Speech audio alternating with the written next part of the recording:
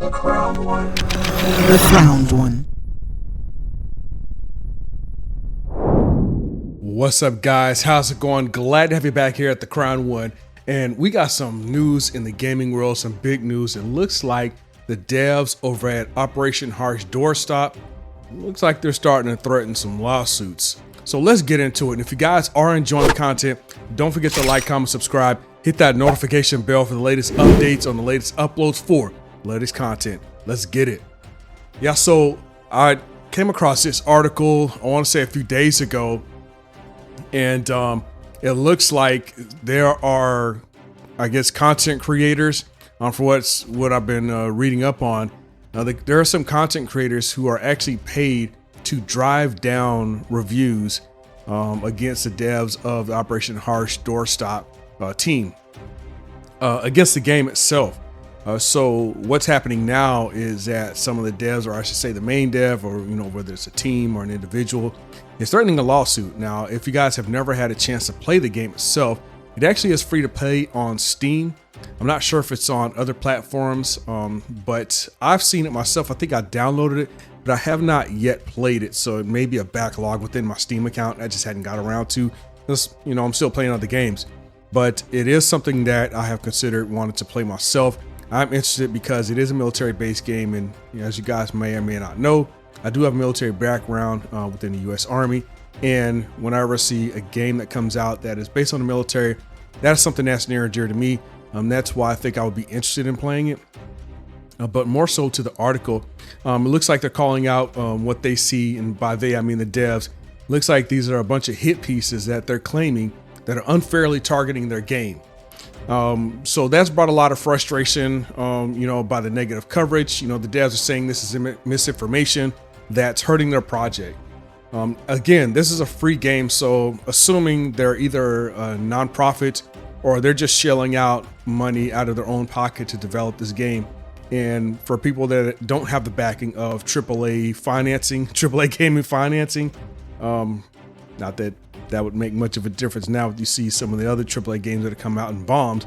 Money may not always be easy to come by, and that might also impact the technology of the game itself. However, that does not have, in my opinion, a huge factor when it comes to gameplay, because you can make great games with non-cutting edge technology.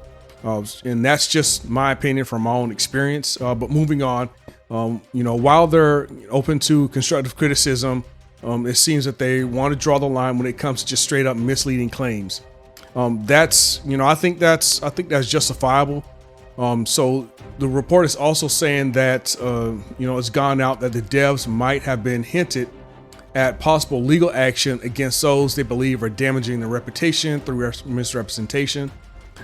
This has kicked off a heated debate in the gaming community. And that debate is, where do we draw the line in between fair critique and harmful misinformation? Because that starts to come what we all hold near and dear in our country, in our republic, the First Amendment. Should people be allowed to get paid some amount of cash, or any cash, to intentionally drive down a negative review against, developers like Operation Harsh Doorstop? I'm just gonna say OHD. So I'm not saying that the whole time. But at any rate, though, they started to argue that this moves to help protect small developers from unfair attacks, while others worry it would stifle freedom of speech, what I talked about earlier, and honest criticism of the game. And for me, that seems like that's a tricky situation. What it does is it raises a lot of big questions, a lot of red flags about accountability and transparency in the industry, and just overall, how do we draw the line? In my honest opinion, I don't think that I think it's pretty shady. I think it's unauthentic. If I'm being asked here, and nobody's asking my opinion, I'm just offering it up. If people are getting paid with the intention of misrepresentation, with the intention of a hit piece, an op-ed, specifically to rake in dollars and then to say something negative about, whether it's a company or in this case, again, OHD. I think that's pretty shady. I think it's inauthentic, and it's obvious they're in it for the bucks. I don't care for it myself, but let's jump over to the original X page that was posted by OHD.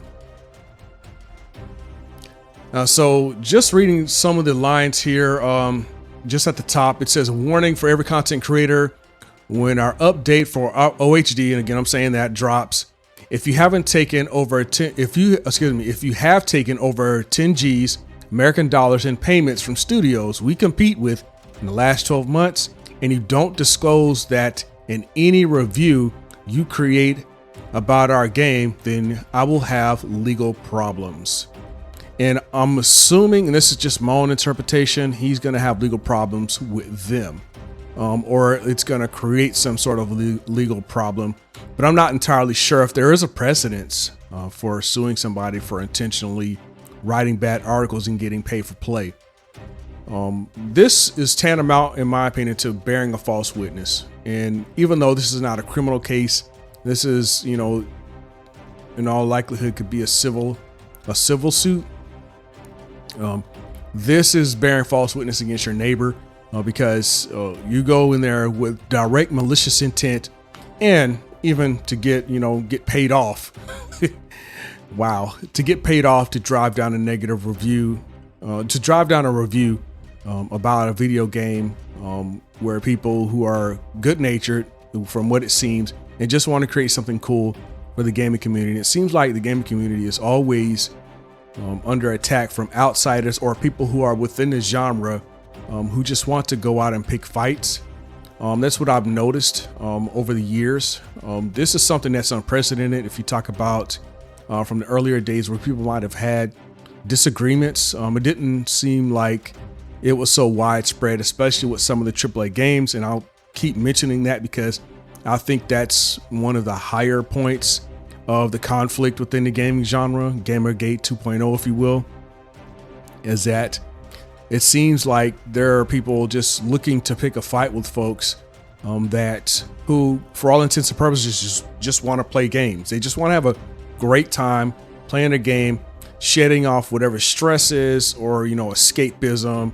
If they just want to have a great time with some friends, if you want to, I don't know if people still do LAN parties like the Halo days, which was fun, by the way.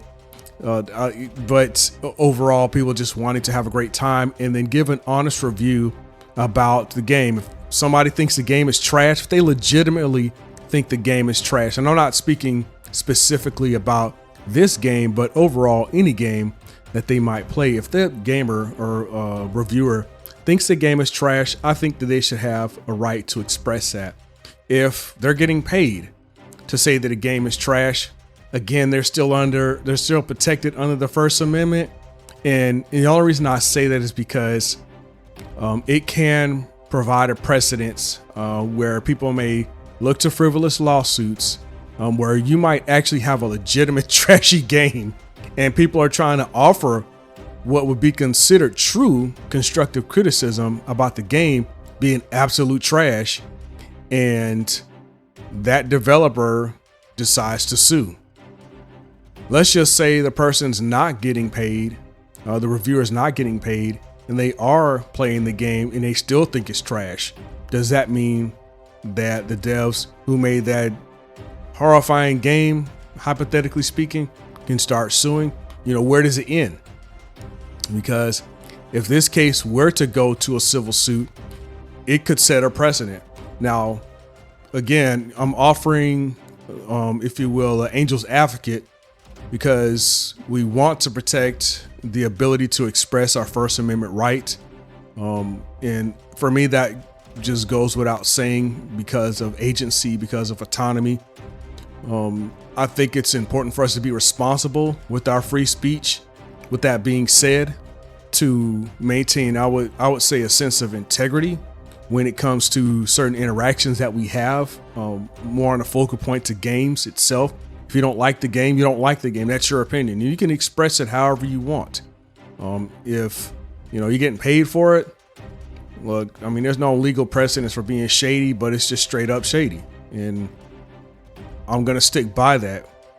I myself have never been paid for any type of review of, and I don't even know, how does that happen? I'm curious.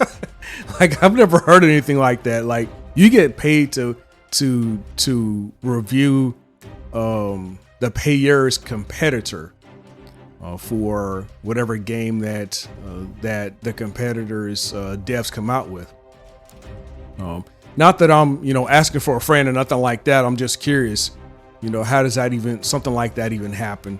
But moving down here, it says, you aren't an independent journalist. You are a paid contractor for our competitor.